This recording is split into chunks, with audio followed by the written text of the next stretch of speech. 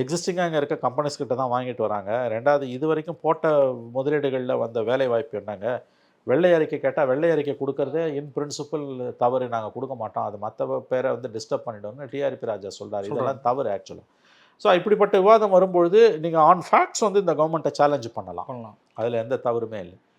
But personal attack பண்ணுறது, தனிப்பட்ட முறையில் முதலமைச்சரை விமர்சனம் பண்ணுறதுன்றதெல்லாம் ஏற்புடையது அல்ல, அது தவறு. ரெண்டாவது வந்து இவங்களும் பண்ணுற ஒரு தவறு, எனக்கு தெரிஞ்ச திமுக பண்ணுற தவறு, திமுக ஐடி விங் பண்ணுற தவறு வந்து மக்களுக்கு இன்றைக்கி எல்லாம் தெரியும், too much of anything is dangerous.